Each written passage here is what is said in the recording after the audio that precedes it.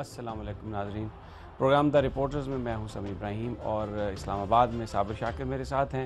लाहौर से हमें ज्वाइन किया है आरिफ हमीद भट्टी साहब ने। अब एक नज़र आज की हेडलाइंस पर।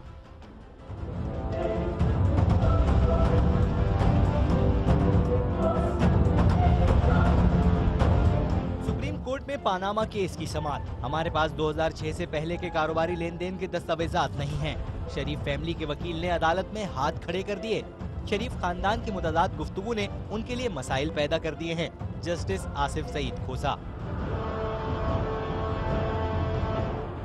कतरी खत कहता है लंदन फ्लैट सेटलमेंट के नतीजे में मिले। हुसैन नवाज कहते हैं फ्लैट्स मैंने कर्ज लेकर खरीदे और कर्ज की अदायगी अभी तक कर रहा हूँ।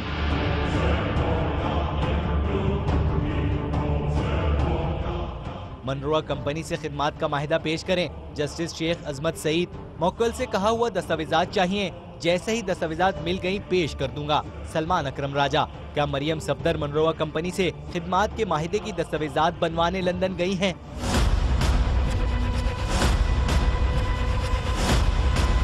सुप्रीम कोर्ट में चेयरमैन नैब की सरजनिश। नैब मुकम्मल तौर पर आपाहज हो चुका। चेयरमैन साहब, आपको शर्मिंदगी होती नहीं है या महसूस नहीं करते? जस्टिस काजी फाइज ईसा के खालिद लांगो जमानत केस में रिमार्क्स। पेशावर में धमाका, जजिस को निशाना बनाया गया। क्या ये अदालतों के लिए कोई खास पैगाम है? दहशतगर्दों के मास्टरमाइंड माली मददगार, मंसूबा साज और सहूलतकारों का मुल्क भर में पीछा करेंगे। Army chief general Qamar Javed Bajwa का ऐलान। अहम सवाल ये है कि पंजाब में ये सब कब शुरू होगा? टॉप हेडलाइंस आपने सुनी और आज भी गुफ्तगू का आगाज़ Sabir Panama case supreme court में। आज अजमत सईद साहब भी थे और कमज़ोर लग रहे थे, लेकिन बड़ी हिम्मत से बैठे हुए थे और बड़े उन्होंने सवालात भी किए आज सारे। लेकिन अगर आप मुझे इजाज़त दें, सिर्फ थोड़ा सा जो आज माहौल था वहाँ पे सुप्रीम कोर्ट में, वो आपको थोड़ा सा एक्सप्लेन कर दूँ।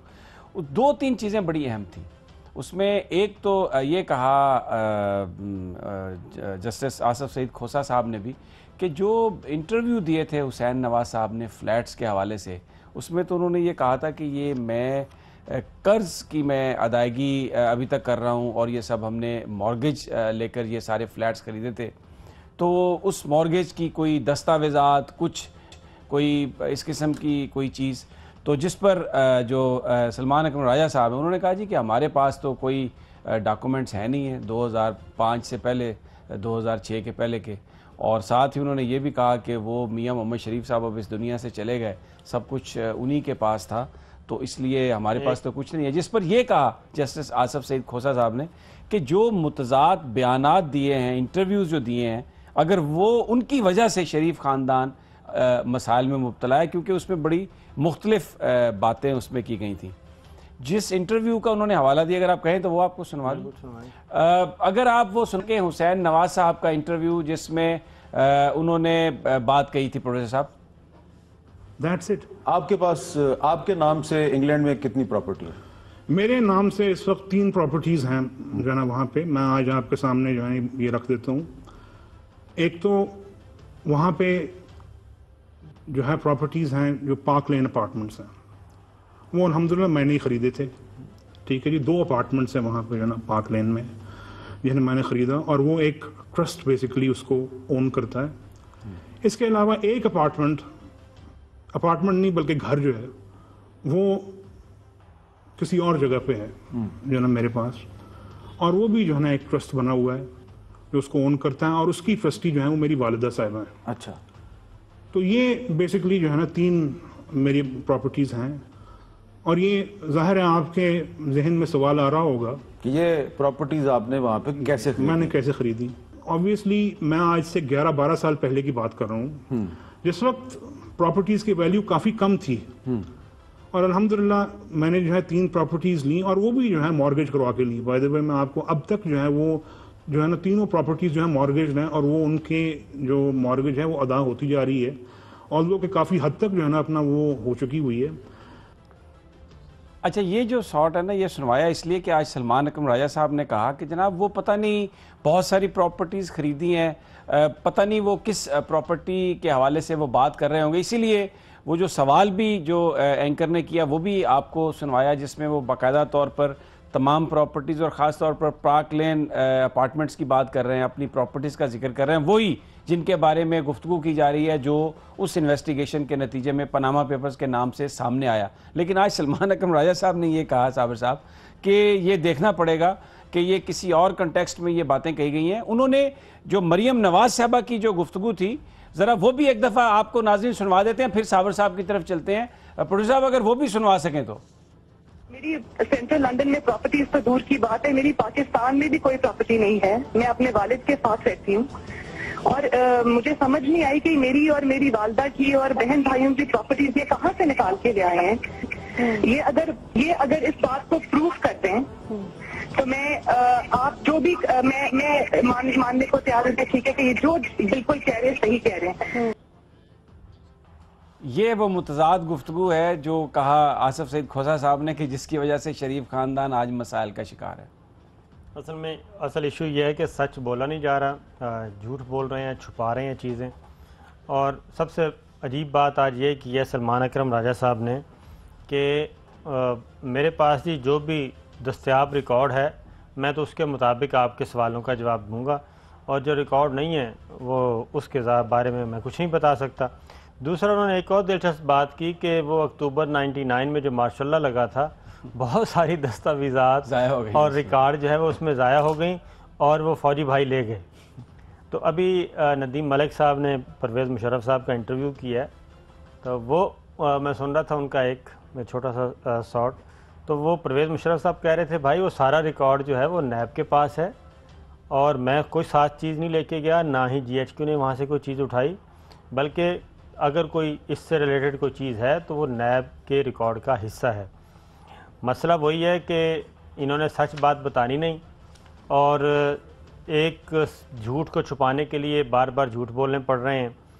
ये केस समी साहब शरीफ ख़ानदान के हाथ से ना निकलता जा रहा है, क्योंकि इन्होंने बहुत लिया था लाइट सा। अब ये कोशिश कर रहे हैं कि अब आहिस्ता आहिस्ता आ रहे हैं आर्गूमेंट्स, जब भी आप कंक्लूड करेंगे ना तो इनका पूरा फोकस होगा कि जनाब आप कमीशन बना दें, और कमीशन बना दें क्योंकि NLC केस में भी कमीशन बना, क्योंकि इफ्तिखार चौधरी साहब के बेटे के मामले में भी कमीशन बना, चूँकि तौकीर सादिक केस में भी कमीशन बना, और इन्वेस्टिगेशन इदारों को कहा गया कि आप इन्वेस्टिगेशन करें, लिहाजा इस मामले को भी आप इन्वेस्टिगेशन के लिए कमीशन बना दें और तहकीकात करवाएं। अब वो क्यों कह रहे हैं? वो इसलिए कह रहे हैं कि FIA इनके पास है, FBR इनके पास है, नैब इनके पास है। नैब के बारे में हमने जस्टिस काजी फायजी साहब बता चुके हैं कि पहली बार आज जस्टिस एजाज अफजल साहब ने भी ये कहा कि इसहाक डार साहब के बारे में जो अपील करनी थी वो नैब के चेयरमैन ने अपील नहीं की। तो उसकी वजह यह है कि वो सब एग्जेक्टिव के अंडर है। इनका अब आखिरी जो होगा आर्गूमेंट वो यही होगा कि जनाब ये सारे का सारा मामला सुप्रीम कोर्ट 184(3) के तहत ना देखे, बल्कि ये चीज़ें कमीशन को भेज दे, वहाँ पे इनका ऑलरेडी मैच फिक्स है। अच्छा भट्टी साहब, एक और भी बड़ी इंपॉर्टेंट आज बात हुई जिसमें जो मिनर्वा कंपनी है, एक ऑफशोर कंपनी जो बेसिकली जो भी इन जो कंट्रोल करती है, उसके साथ जो सर्विसेज एग्रीमेंट था मरियम सफदर साहबा का, जस्टिस अजमत सईद साहब ने ये कहा कि वो आप एग्रीमेंट लेके आएँ जिसमें सारी तफसील होगी कि कौन इसका मालिक है, क्या इसकी एग्रीमेंट की तफसीलात है, आप हमें वो एग्रीमेंट दे दें। जिस पर सलमान अकरम राजा साहब ने ये कहा कि मैंने अपने क्लाइंट से ये कहा हुआ है और जैसे ही मुझे वो डॉक्यूमेंट्स मिलते हैं तो वो मैं आपको प्रोवाइड कर दूंगा। जिस वक्त वो ये बात कर रहे थे तो उस वक्त हम लोग पीछे ये सोच रहे थे कि शायद यही वजह है कि मरियम सफदर साहबा अचानक लंदन चली गई हैं, क्योंकि ये डॉक्यूमेंट जो अब अदालत मांग रही है, उन्हें पहले भी पता था कि ये डॉक्यूमेंट मांगा जाएगा, तो वो डॉक्यूमेंट वहाँ पर मिनर्वा कंपनी से सर्विसेज का डॉक्यूमेंट बनेगा, वो शायद वहाँ पर वही बनवा रही हैं जो वो लेके आएंगी या भेजेंगी वहाँ से। और सलमान अकरम राजा साहब ये कहेंगे कल या परसों अदालत में कि जनाब वो भी एग्रीमेंट मेरे पास आ गया। तो ये जो इम्प्रूवमेंट का सिलसिला है केस में वो जारी और सारी है। बिस्मिल्लाहिर्रहमानिर्रहीम। समी साहब, गुजारिश है जो मौजूदा हुक्मरान हैं जिनके बारे में ये केस चल रहा है, पनामा इशू, इनकी फैमिली के मुतजाद बयानात की अगर हम दास्तान बनाना पड़े तो अली लैला की कहानी से ज़्यादा बड़ी किताब लिखी जाएगी। वालिद सब कुछ फरमाते हैं, साहबजादी कुछ फरमाती हैं, बेटे कुछ फरमाते हैं, वकील कुछ फरमाते हैं, बाहर जो दरबारी हैं वो कुछ फरमाते हैं। मैं दरअसल ना आज़ादी सहाफ़त अब वर्किंग जर्नलिस्टों के लिए अल्फाज नहीं रहा। मेरे पास आज एक दो खबरें हैं, पर मैं हम तीनों को कटहरे में नहीं ले जाना चाह रहा। बदकिस्मती ये है कि बड़े बड़े कटहरों में कोई मसला नहीं है, कौम को सच बता दें। मुझे पता है 100% कटहरे में जाएंगे। मैं अपने लिए अपने साथ आप और अदारे को क्यों मुश्किल में डालूं। छोड़े ये सिलसिला, छोड़ दे। पाकिस्तान में मेरा ख्याल है मियाँ साहब से मैं रिक्वेस्ट करता हूं कि सच बोलने पर 14 साल कैद बामुशक्कत अनाउंस कर दे, तरमीम करके आइन में। बड़े बड़ी आला मीटिंगें कुछ होती हैं, उसमें डिस्कशन कुछ होते हैं, इतनी इतनी खौफनाक हकायक सामने आते हैं, प्रेस भी जाली सी भेज के बेवकूफ़ बना देते हैं लोगों को। और भाई इस पनामा इशू में मां सिवाय एक खानदान के बाकी सारी दुनिया को पता चल गया सच क्या है। कल को मेरी समझ में नहीं आ रहा अदालत को ये कह दें कि हमने तो पासपोर्ट भी नहीं बनाया, हम तो शहजादे थे, हम जाते थे तो वो हमें एंट्री दे देते थे, वापस आ जाते थे। अदालत ये भी मान जाएगी। अगर यूसुफ रजा गिलानी को खत ना लिखने पर यह पाबंद किया जाता है कि आप फौरी तौर पर खत ना लिखे, वो ना लिखे, तो उसी पे उसे कंटेम्प्ट लगा के फौरी तौर पर सजा दी जा सकती है। तो एक सिंपल बात है, अदालत आलिया मुनासिब समझे, जो उन्होंने बेहतर समझना, एक आर्डर फरमाए, 3 दिन के अंदर अंदर इसकी मनी ट्रेल लाए, ना लाए तो फिर जो यूसुफ रजा गिलानी थे वो भी मुंतहिम वजीर आजम थे, वो कोई जड़ा वाले से पट्टे काटते हुए तांगे के ऊपर थोड़ा बैठ गए थे। आपने सिलेक्टेड इंसाफ की इस तरह सी रवायात बना दी है। वो रह गया चेयरमैन नैब को, जैसे साबर साहब फरमा रहे हैं चले जाएंगे। मुझे ख्वाब भी इसी किस्म का आया है और मीटिंगें भी कुछ इस किस्म की हैं। जो आप खुश फहमी में है ना, अल्लाह ताला इस कौम के लिए बेहतर करे।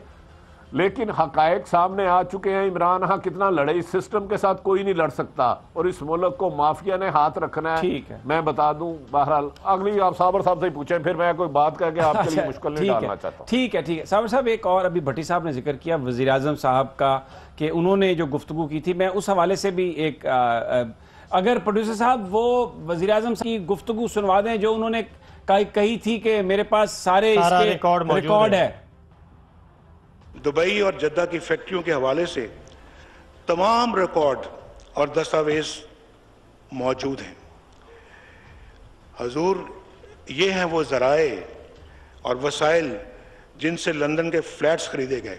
मैं यहाँ ये भी कहना चाहता हूँ कि ऐवान की मुजव्वज़ा कमेटी जो भी फोरम और तरीक़ाकार तय करेगी, मेरे बयान करदा हक़ाइक़ की मज़ीद तफसील तमाम तर शवाहिद के साथ उसके सामने रख दी जाएगी। ये तो वज़ीर आज़म साहब ने कहा। फिर अगर अब प्रोड्यूसर साहब आप वो जो कतरी ख़त है, दूसरा कतरी ख़त, वो आप दिखा सकें अगर, और उसके अंदर वो एक हिस्सा है जिसमें ये एक लाइन लिखी गई है कि सारे का सारा कतर में जो ट्रांजैक्शंस हैं, बिजनेस जो ट्रांजैक्शन है उसका रिकॉर्ड मौजूद है। ये इसके बिल्कुल ये नीचे जो है ये आप देख सकते हैं, जो सबसे निचली 2 लाइंस हैं जिसमें ये कतरी ख़त में ये बताया गया है, शायद ये पहला कतरी ख़त है कि अवेलेबल रिकॉर्ड है दोहा में।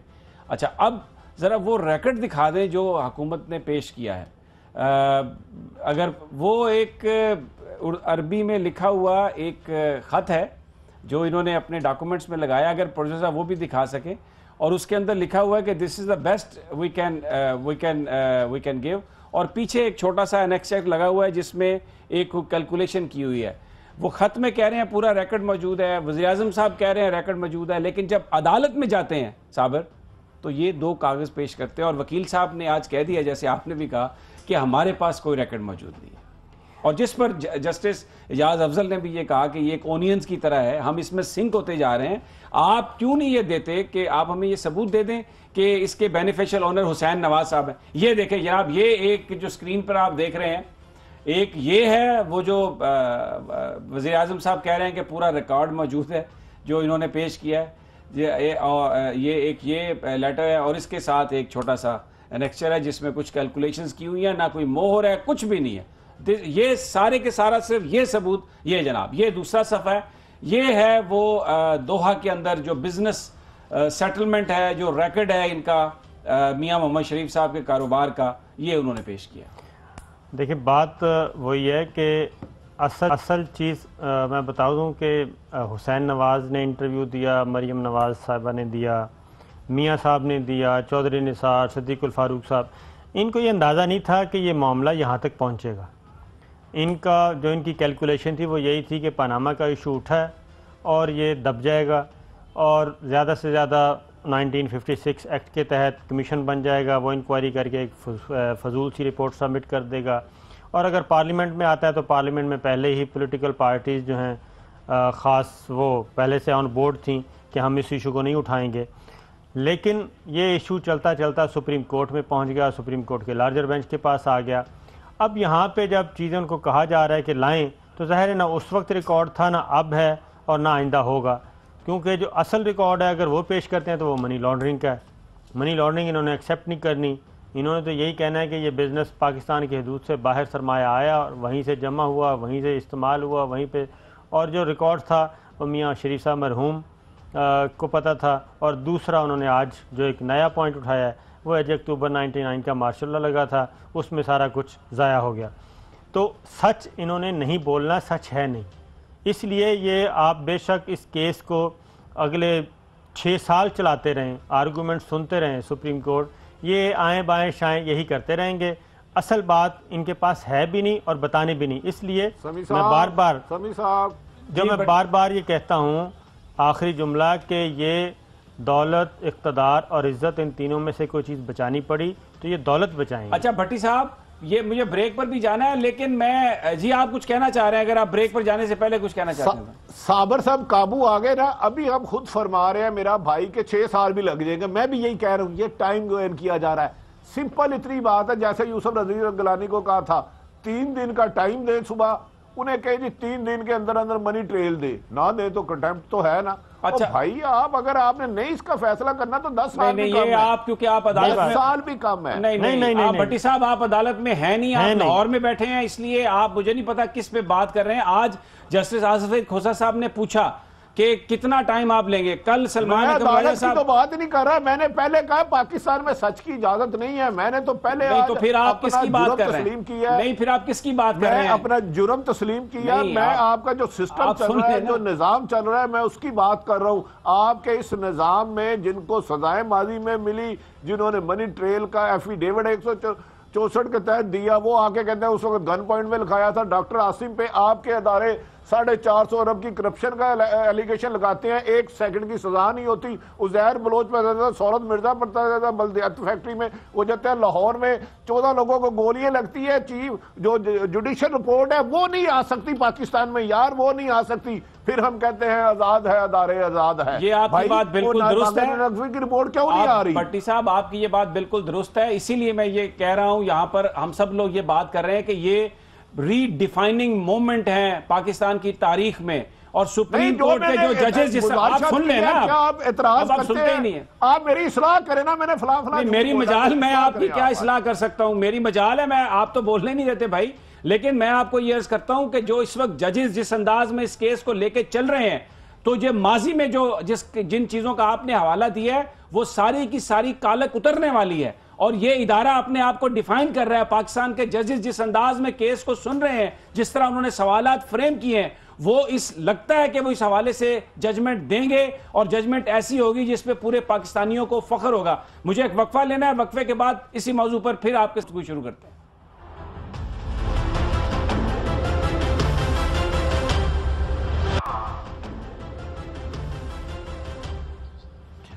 वेलकम बैक नाजरीन। साबिर, मैं फिर एक चौधरी निसार साहब की आपको गुफ्तगू सुनाना चाहता हूँ इन्हीं फ्लैट्स के हवाले से, अगर प्रोड्यूसर साहब पहले वो सुनवा सकें तो। 20 साल हो गए उन फ्लैट्स को खरीदे, अभी तक मुकम्मल कर्जा वापस नहीं किया जा सका। रिकॉर्ड पे है, हसन के टैक्स के जो रिकॉर्ड है उस पे है। अब ये चौधरी निसार साहब भी कह रहे हैं कि वो उस पे कर्जे पे खरीदा गया, हुसैन साहब भी कह रहे हैं कर्जे पे खरीदा गया। जो कतर का लेटर है, फिर दोबारा मैं उसी पे आ रहा हूँ, वो ये कहता है कि ये तो सेटलमेंट थी। अगर वो सेटलमेंट थी, उस सेटलमेंट में वो जो मियाँ शरीफ ने इन्वेस्टमेंट की हुई थी उसके पैसों से आए, या जो जद्दा में इन्होंने शुगर मिल बेची, वो स्टील मिल बेची, उससे पैसे गए, तो फिर मॉर्गेज से इसको कैसे हासिल किया गया? मैं वही बार बार एक ही बात कर रहा हूँ कि ये केस जितना मर्जी लंबा चला लें, इन्होंने सच नहीं बोलना सच है नहीं। और ये जिस तरीके से अपार्टमेंट्स ख़रीदे गए, ये पीपल्स पार्टी की हुकूमत बहुत बेहतर जानती है। रहमान मलिक साहब की रिपोर्ट है जिसको आज डिसोन कर रहे थे, बार बार उसकी हक़ानियत पे एतराज़ उठा रहे थे सलमान अकरम राजा साहब।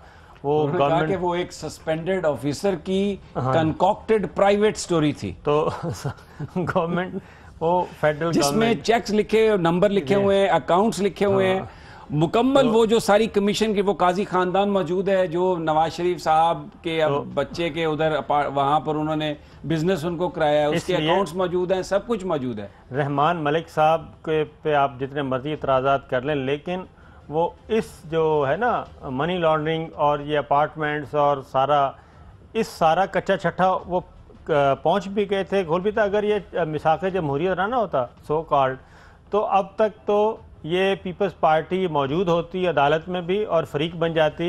लेकिन चूंकि पीपल्स पार्टी ख़ुद वाशिंगटन की तरफ देख रही है, GHQ की तरफ देख रही है कि ज़रा हमारे साथ मामला तय करें, हम आगे बढ़ते हैं, तो इसलिए वो इस तरफ नहीं आ रही और मुस्लिम लीग नवाज़ को कोई टफ़ टाइम नहीं दे रही। अदरवाइज़ अगर रहमान मलिक साहब आज भी सुप्रीम कोर्ट में आ जाएं और इस केस को ख़ुद आर्गू करें, तो वो इनका कच्चा छठा सारा बयान कर देंगे और वो सारा बता देंगे ये सारी चीज़ें कैसे बनी, कब बनी, किसने क्या किया। ठीक है। अच्छा, मुझे भट्टी साहब की तरफ जाना। भट्टी साहब, जो ब्रेक पर जाने से पहले आपने जो बात कही थी उसमें बड़ी लॉजिक थी, क्योंकि माजी में ऐसा ही होता रहा है और शायद ये अभी भी ये चाह रहे होंगे कि इसमें ताख़ीरी हो या कमीशन बने या इदारों को आप हदायत करें कि वो तहकीकात करें।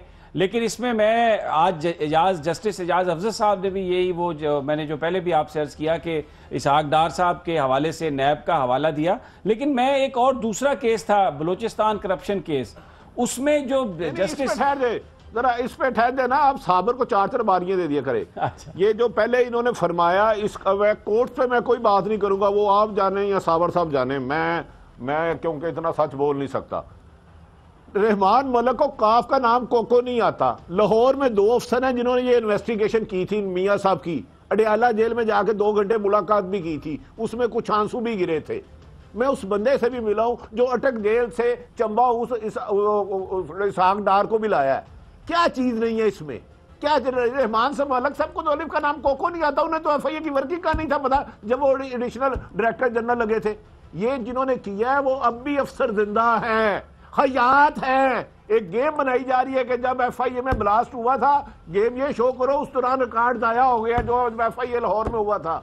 आपको मैं क्या क्या बताऊं, फिर ये हमें कहेंगे सबूत लाओ, अदारे इनके पास, एजेंसी है इनके पास। अच्छा भट्टी साहब, एक बात का तो जवाब दें। ये करे, ये एक और बात, ये आपने बड़ी बात सुने, एक साहब ये आपने बड़ी इंपॉर्टेंट बात कही। ये बताइए, जब भी शरीफ खानदान के खिलाफ कुछ होने लगता है तो मुल्क में धमाकों का सिलसिला शुरू हो जाता है, LOC पर फायरिंग शुरू हो जाती है। जब धरना था तो APS हो गया, जब उसके बाद दोबारा इस्लामाबाद की तरफ लॉन्ग मार्च का ऐलान हुआ तो कोयटा ब्लास्ट हो गया। अब पनामा केस अपने फैसले तक पहुंचने वाला है तो लाहौर में ब्लास्ट हो गया, पेशावर में ब्लास्ट हो गया, कराची में ब्लास्ट हो गया, LOC पर फायरिंग शुरू हो गई और वजीर खुद जाते नहीं है। आज बाबर अवान साहब ने भी सवाल किए हैं जो हमारी स्क्रीन पर हैं, जिसमें उन्होंने ये कहा हुक्मरानों से कि ये कैसे हैं कि आपको पता चल जाता है कि यहां पर ये होने वाला और आप वहां पर नहीं जाते।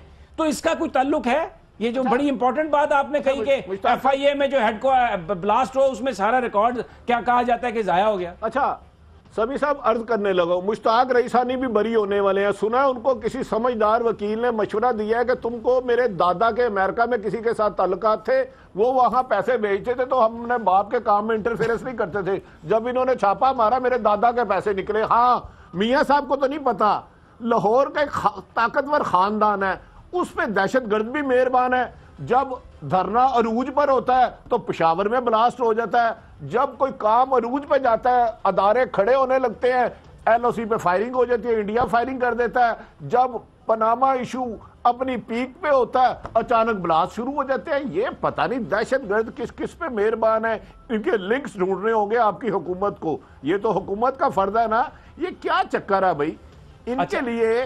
कोई हर चीज में दहशतगर्द मेहरबान हो जाते हैं। ठीक है, दुरुस्त है। अवाम पर अजाब भर के टपकते हैं, इन पर वो आसानियां पैदा कर देते हैं। सही है, बिल्कुल सही। साबिर, मैं देखे, मैं किसी एक का नाम नहीं ले रहा। ठीक है, आप नाम नहीं ले रहा, बिल्कुल। मैं अगर प्रोड्यूसर साहब वो उनका सनाउल्लाह साहब का अगर आप शॉर्ट सुनवा सके तो, राना सनाउल्लाह साहब। वो वहाँ पे एक 5 बजे का टाइम था और वहाँ पे चीफ मिनिस्टर साहब ने आना था 90 इशारा पे, और वहाँ पे हम लोकल बॉडीज़ के जो है वो सरबराहों को, मेयर्स और डिप्टी मेयर्स और चेयरमैन और वाइस चेयरमैन को बनाया हुआ था। हम इसको रूल आउट नहीं कर रहे, हम इसके ऊपर जो है वो काम कर रहे हैं कि वो जो ये राना सनाउल्लाह साहब कह रहे हैं कि ये शहबाज शरीफ साहब पर हमला होने वाला था शायद, और ये भी ख्वाजा आसिफ साहब ने कहा वज़ीर आज़म साहब पर भी हमला होने वाला था। यानी ये अपने आप को बना के पेश कर रहे हैं कि जैसे हम टारगेट थे। मुझे ये बताएं कि जो भारत के जो दुश्मन नंबर 1 है उसको तो इन्होंने गिरफ्तार कर लिया है, LOC पर फायरिंग भारत करा रहा है, बाकी हर जगहों पर इन्हीं के 2 साथी यार, इनको क्या खतरा होना था? तो फिर बाबर वान साहब ने तो सही कहा है ना, सेनेटर हैं, पाकिस्तान की सेनेट से आवाज आ रही है कि आप इनको इन्वेस्टिगेट करें, इनसे पूछें कि आपके पास ये इंफॉर्मेशन कैसे थी। राना सनाउल्लाह साहब आए ही नहीं वहां पे मीटिंग करने के लिए, और वो बेचारे जो है ना DIG साहब को भेज दिया। उनको किस तरह भेजा गया? ये बड़े उनके बाबर वान साहब के वैलिड क्वेश्चन हैं।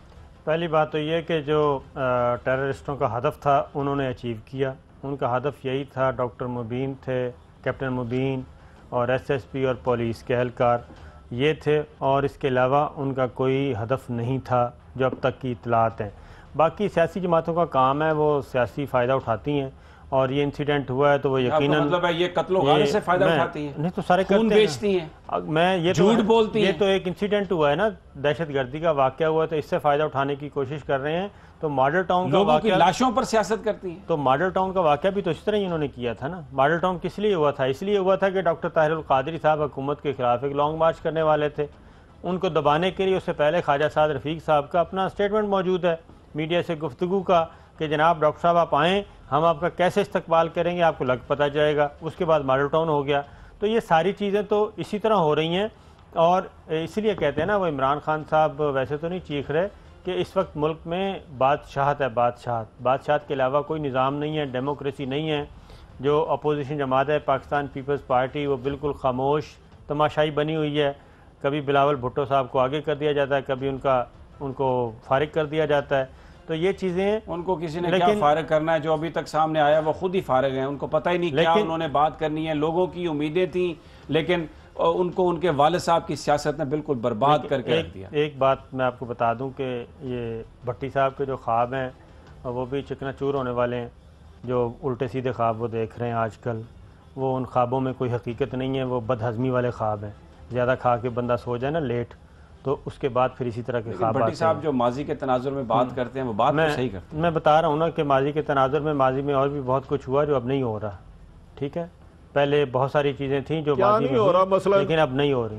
जवाब दें भट्टी साहब ने, जवाब नहीं हो रहा बताएं जी। भट्टी साहब क्या पूछें, क्या नहीं हो रहा? आज ना दोनों प्रोग्राम करे, क्या नहीं हो रहा है? जब माजी में करप्शन होती थी नहीं हो रही, क्या माजी में सहूलत खानों को नहीं पकड़ा जा रहा था, पकड़ा जा रहा है? कि कौन सा काम किया आपने कंप्लीट? शुरू तो जरूर किए हैं, अच्छे किए हैं, फौज ने कुर्बानी दी है। आपको आपकी हुकूमत फौज को काम ही नहीं करने दे रही। नहीं, फौज को काम नहीं हुआ। सहूलत मिर्जा के जो सादा किशाफत कहाँ गए? उजैर बलोच ने, जिनके बारे में लाहौर में हासलपुर में जो छोटू गैंग था उसका मुल्जमान की रिपोर्ट मुझे बताया कहाँ है? तो इसीलिए बाकर नजवी की रिपोर्ट आप बता दें। चलो मैं झूठा हूँ, इस कौम को बताना चाह रहे हैं ना, मैं झूठा तो आप सच बता दें। अब आप खामोश हो जाएंगे?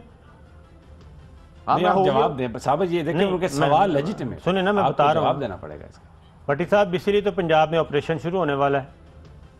अच्छा जी, ये बड़ी इंपॉर्टेंट बात है, लेकिन मुझे एक ब्रेक लेनी है। भट्टी साहब से पूछेंगे, ये पंजाब में ऑपरेशन शुरू होने वाला है, पहले भी बड़ी बातें आई, अब भी बड़ी बातें आई है, क्या पंजाब में वाकई ऑपरेशन होगा या हमें फिर प्रेस रिलीज पर टरखा दिया जाएगा? एक ब्रेक के बाद।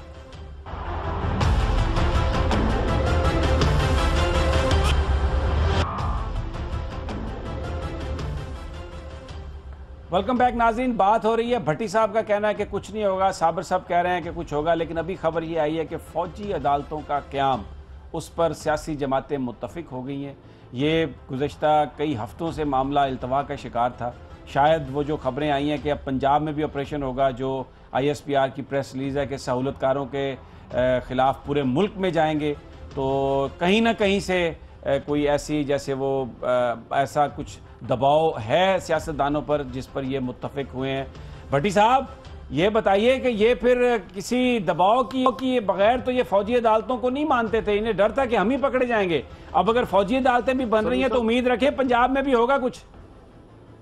नहीं कुछ नहीं। समी साहब गुजारिश है, पिछले 2 सालों से मैं सुन रहा हूँ पंजाब में ऑपरेशन होगा। बहुत सारे मैंने ट्वीट पढ़े, बहुत सारी प्रेस रिलीज देखी, सोर्सेज से भी बताया, साबर साहब ने भी आपने भी कहा, लेकिन आज तक बदकिस्मती है, हकीकत है, ये नहीं हुआ।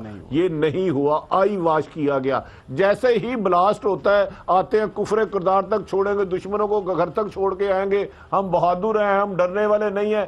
3-4 दिन बाद फिर पनामा के लिए पूरी फौज जमा मौज जाकर सुप्रीम कोर्ट के बाहर डिफेंड करना शुरू हो जाती है। मैं साबर साहब से गुजारिश करता हूँ, मुझे बता दें पंजाब में ऑपरेशन कितने सालों में शुरू होगा, नैब कब एक्टिव होगी, क्रॉस दी बोर्ड दहशतगर्दी के खिलाफ कब सजाएं शुरू होंगी, जो मुल्जमान पकड़े गए हैं खुसूसन छोटू गैंग और दीगर जितने भी हैं, ठीक है, इनकी इंकिशाफात कब आएंगे। साबर साहब टाइम कम है, अच्छा नहीं आप इसका जवाब दे दें, लेकिन मुझे ये भी बता दीजिएगा, वो जस्टिस फायज काजी ईसा साहब ने नैब चेयरमैन से कहा है कि आपको शर्मिंदगी होती नहीं, आप महसूस नहीं करते, केस शामिल कर ले राना मशहूद साहब का भी बड़ा, अच्छा उसमें भी कहा गया था कुछ होने वाला, लेकिन अभी तक कुछ नहीं हुआ। राना मशहूद का एक जुमले में बताऊंगा कि बहुत कोशिश की गई शरीफ फैमिली की तरफ से, गवर्नमेंट की तरफ से कि ये केस बंद हो जाए, इंक्वायरी बंद हो जाए, लेकिन वो बंद नहीं हुई। मुल्ज़मान से पूछकर आप सुन तो लें, मुल्ज़मान से पूछकर करते हैं काम। वो इंक्वायरी को इन्वेस्टिगेशन में कन्वर्ट कर दिया गया और मामला आगे बढ़ रहा है। एक बात। दूसरी बात, बढ़ रहा है आगे, हाँ बढ़ रहा है। दूसरी बात,